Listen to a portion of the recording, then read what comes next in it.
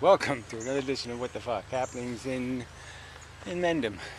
Yeah, fuck it. Atheist community, fuck them. Yeah, whatever. Anyway, just thought we'd go down the garden.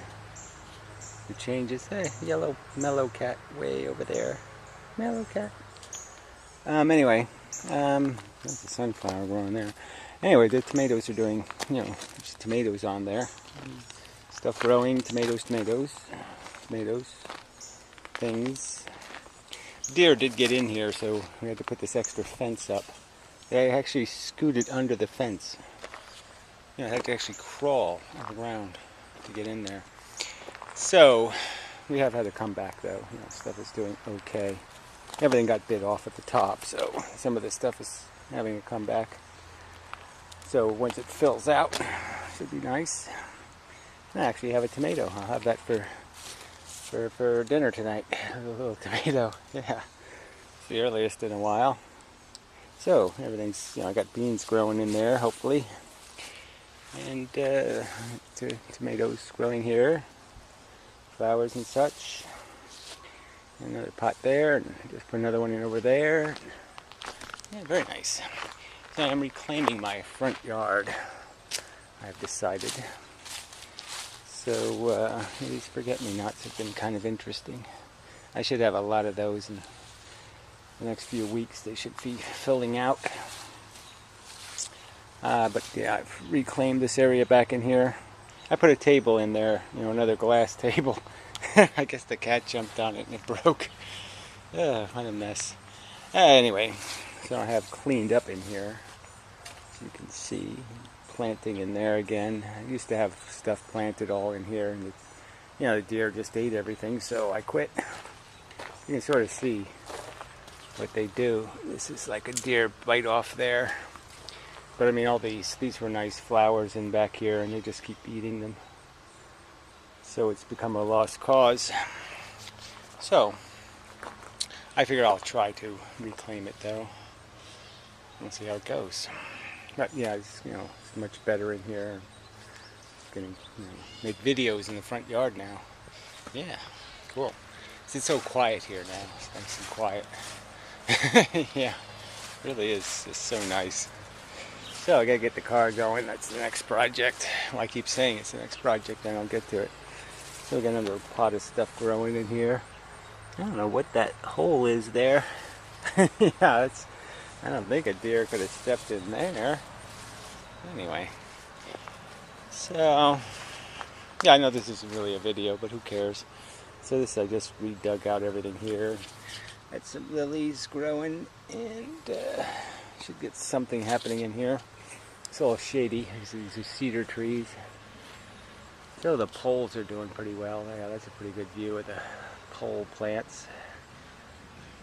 They just need to, a few more days like today. Today was just a great day. It's, I guess 36 or 7 Celsius. Really a nice, warm, just step outside in a sweat kind of day. It's my kind of weather. Yeah, there's some forget-me-nots growing in there finally. Yeah, the deer don't appear to eat them, so I can plant them out. The hibiscus are almost ready to flower. So that's, once they start going, those big, huge flowers, that'll be something to see. Even this whole, look, see, I mean, that's pretty spectacular, right? I mean, just flowers, flowers, flowers, flowers. Really quite nice.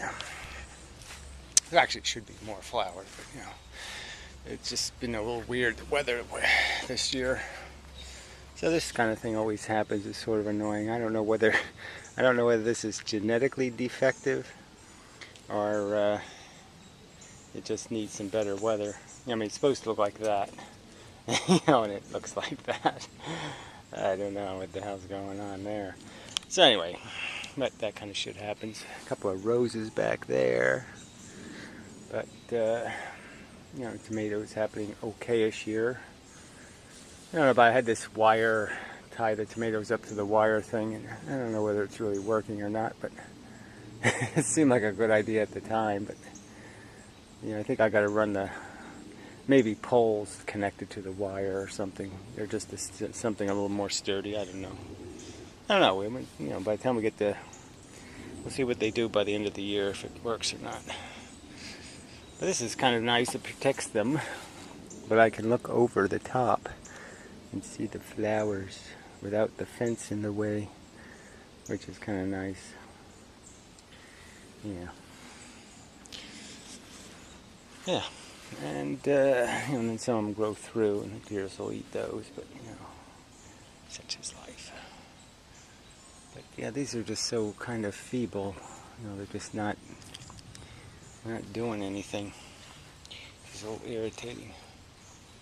I mean, most stuff's growing pretty well. It's just the petunias are a little lame this year. I mean, I got some great varieties. They're just not thriving as well as they should. It's kind of a nice lily. All right, well, we're almost done with the tour. You've seen the rest of this stuff already. But yeah, really quite lovely. Lovely. Oh, nice in there. Nice. I don't know if there's anything I need to report on. I got some cucumbers growing, and yeah, this little scurvy tomato plant here is doing pretty well. So that's good. Yeah, so alright, so now for business news. Wander back to my front, I suppose. Anything else back here? I haven't finished cleaning up back here. All kinds of stuff going on here, though. Yeah, but it is, really quite nice here. I mean, it's really quite nice. I gotta take that shit off the chair and clean up that little junk. Well, it's almost quite nice. This is really a nice little shady area here. Yeah, quite pleasant. Yeah. So, but horse flies, man, have I been bitten up this year? I've just got bites everywhere. Oh, I mean everywhere. But anyway, alright, let's see if there's any news. Yeah, see, this will be kind of nice once these flowers fill in. This will be a nice little area. Yeah, I have to, everything has to be deer safe in here, though. Anyway, so yeah, it's just this nihilist argument, and that's all that's been happening lately. I don't know whether there's any point in arguing with nihilists about all this stuff. You know, this whole idea that we just subjectively, individually make up some sort of bullshit, and we concede that it's bullshit, because obviously if there was a value reality, it wouldn't be 75 different value realities, it'd only be one. So they're basically conceding that it's all just nonsense, it's all just emotional shit, and somehow we should exchange our views on emotional shit that we've conceded is shit, and then all agree on some policy of shit. It just doesn't make any sense. It's just stupid. If you're going to be a nihilist, be a fucking nihilist, and just admit that it doesn't matter how many people die, it doesn't matter how much people suffer, it doesn't matter, all this shit just doesn't make any difference. Either be a nihilist or don't be a nihilist, but don't pretend there's some sort of like, well, 10 people out, 9 out of 10 dentists say, or doctors say, Marlboro's the best cigarette. It's you're good for you. Yeah, fuck you. I mean, it's just so stupid. So, I mean, it's just not really a viable conversation. They're just claiming that somehow this fake value they make up, that they concede, again, doesn't have anything to do with reality, is somehow a serious subject. How can it possibly be a serious subject if it's not about reality, and it's just your fantasies? You're just exchanging fantasies. I mean, it's like those Playboy forum things or something. The Penthouse. I guess Penthouse had the better one. Everybody just shares a story they made up about great sex they had once. fucking their mother, you know, and their sisters and their brother. Yeah, what are you talking about? I mean, you know, this is just hilarious. So anyway, that's, you know, what I've been involved in. It's just, you know, there's so many of these nihilists on YouTube. It's like the internet. The internet's just like this, you know, the people, somehow these people that get engaged in the internet, you know, and actually interact, it just seems like there's a preponderance of them are truthers and crazy fucks and fanatics and nuts. And that's just the way it is, and losers. You know, I mean, obviously this syndrome of people living in their mother's basement or living in their mother's penthouse is a real syndrome on the internet. You know, it's people who just have the time. I concede I'm one of those people in the sense that I'm defective, so I don't have a 9-to-5 job, and so therefore I have time to argue on the internet. You know, and go through the minutia of, it's really not the time it takes to make a video, it's the time it takes to you know, compile the counter responses, you know, the other people opining on the subject. I mean, that's what consumes your time, is processing their argument, trying to figure out what the fuck they're saying. So anyway, so I'm in the process of responding to Logic Rolls of Dice now has replaced Toffler, and he just says idiotic things like, you just made that up. He doesn't explain how, what part of it's made up. He doesn't do any, I mean, you know, it just, these are not counter arguments at all. He just says you can't do that. You know, some kind of dogmatic statement. I say so without any kind of reasoned explanation exactly why. I should just say because you say so. I'm supposed to be convinced by the argument from I say so. I mean, so I'm just saying, tell me what theory. You're telling me I'm having a conscious experience.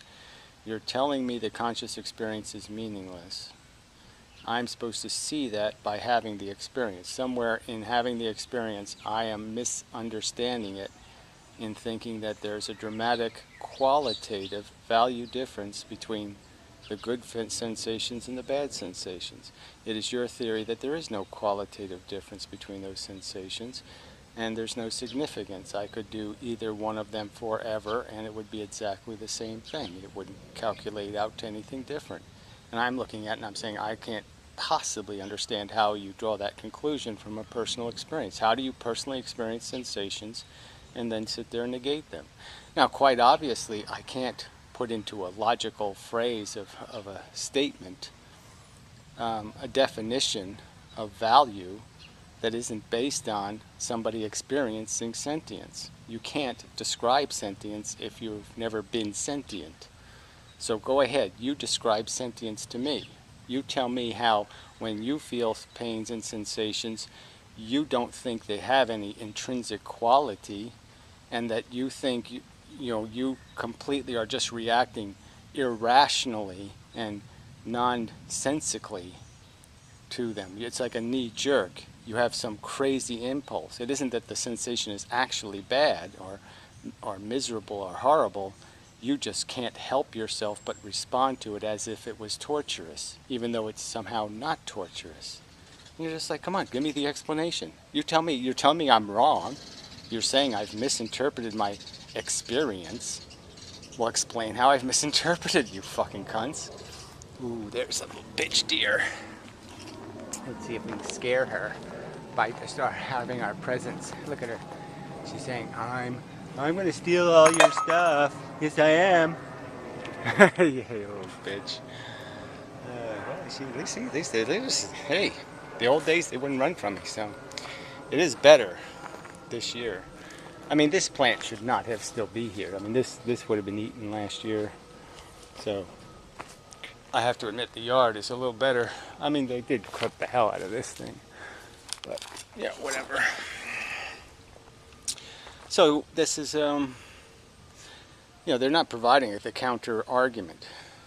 And so that stupid Hazy Wolf, excuse me, smart guy, nice guy, but I mean, he's left some comment like saying something like, Well, this should be resolved by just setting up a premise, making a logical statement. And you're just like, again, saying, I can only make a logical statement with testimony in it. Somebody has to experience experience. You can't describe experience without experiencing it. There's no words that have to be words common to people who have both experienced experience. You can't describe it any other way. But to say it doesn't exist because it is outside the realm of just looking at it or hearing it or, sensing it with radar or detecting it with a photo detector or taking a picture with a camera, you can't do any of those things. You have to have a consciousness and experience sensations and then describe them. So all I can do is testify. And that's what I did, you motherfucking cunt. I testify to what my interpretation of sensation is as somebody who's experiencing them. And I'm saying I can't evade the qualitative difference. I would actually harm or kill another sentient being to avoid being tortured. If I could justify it. I would go to rather extreme measures to prevent torture happening to me. And then I just logically say, well, quite obviously, since the torture is the same when it's happening to somebody else, it's not an entirely different thing, it's exactly the same thing, that my reaction mentally should be exactly the same. When torture happens, the bad is with it. The necessity of action exists next to it. And all I have to do is, once I recognize torture exists somewhere else, the ought is automatically there, just like the ought is automatically there when there's a fucking elephant sitting on my foot. The elephant ought to get off my motherfucking, well, let's say he's sitting on my nuts. The ought that the elephant ought to get the fuck off my nuts is going to be quite obvious. I'm not going to be able to miss that motherfucking ought. The elephant is busting my fucking nuts. The elephant ought to get off my fucking nuts. It's going to be quite obvious. So all this is-ought gap shit is bullshit. This fact that you want me to describe sensation in fucking words that non-sentients are supposed to understand is impossible. It can't be done. So you're just basically telling me, I don't agree that when I experience sensations, they have a cavern, a huge, almost infinite distance of qualitative difference between them, that they're qualitatively different. So they're just basically saying there's no quality, there's just quantity, that there's no qualitative aspect to any of this stuff. Oh, you fucking dumb cat. Santino chasing Mello. Leave him alone. And I don't want him on the driveway because he's deafer than me. Get off the driveway. I'm going to do something you're not going to like. Come on, on the driveway. Off the driveway. Come on. There, it worked. Yeah. God. Stay off the driveway. Yeah. Stay off the driveway. Meow, meow. Stay in your yard. Stay in your yard. If you stay in your yard, you don't get run over. So you can die of something else, but getting run over. Yeah, I know, it's not really good news, but I just really, if you get run over, then I'm going to feel bad, blah, blah, blah, blah, blah. It's just going to make it all that much worse. Yeesh. I don't know. I'm feeling like I should feed him donuts or something. Hope he has a massive heart attack. So I just can't really watch another cat die. Just can't do it. Been there, done that. Can't do it no more. But anyway. So of course I did get that on our video too. Why don't you just kill yourself? Doesn't it solve the problem? No, it doesn't prevent The reoccurrence problem, fuckhead. Oh, these people are just so stupid.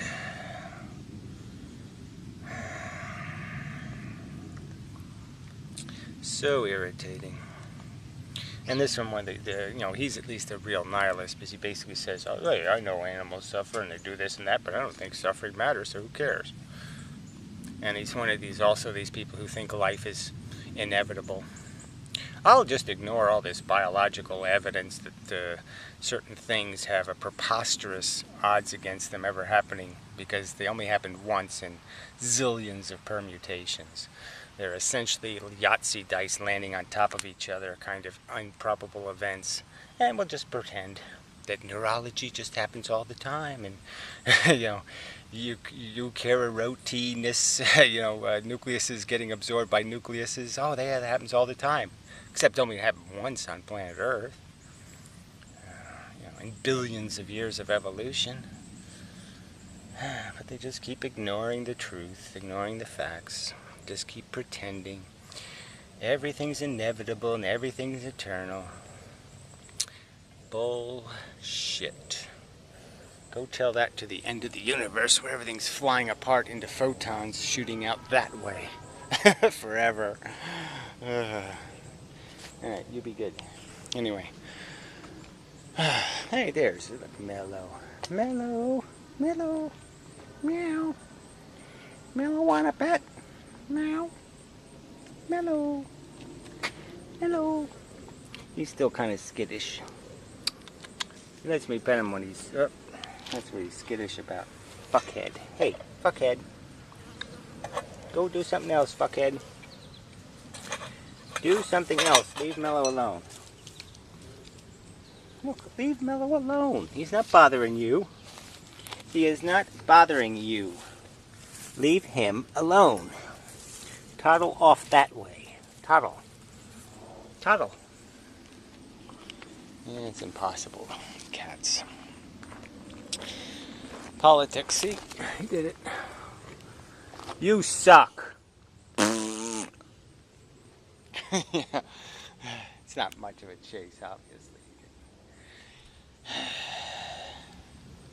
But he has to just play this like it's my property thing. You know, and it's just sad that animals still, you know, they're driven by that crap. You just can't grow up and realize that Mellow's just trying to make a buck like you, fella. He's just trying to get from here till tomorrow without getting his legs broken or, you know, brain tumor. That's all he's trying to do. And you have to be a pain in the ass about it. Because you is ignorant. Yes, you is. Yes. So anyway. So I don't like cats sleeping underneath vehicles. That's just not good. Anyway. Alright, so I think that's enough of a video. Yeah, I found my old mailbox that, you know, I used to be out in the road. Actually, one of the neighbors was using it. And this really wasn't a bad painting. I kind of like it. Trees.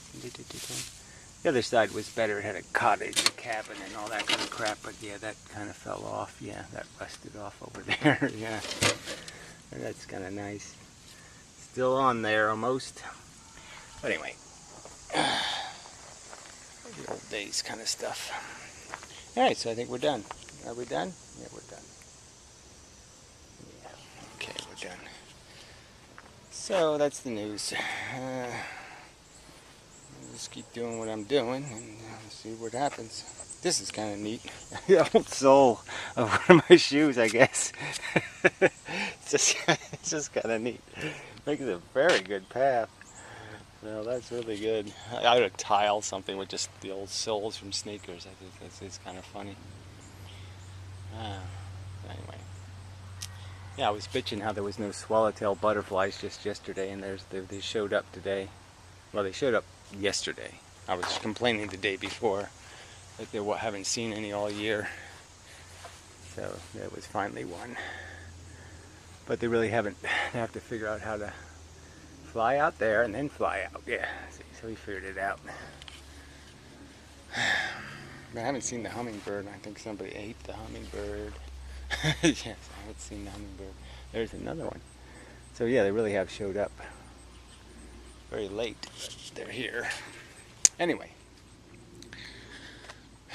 just like things to be normal-ish. So till next time, such.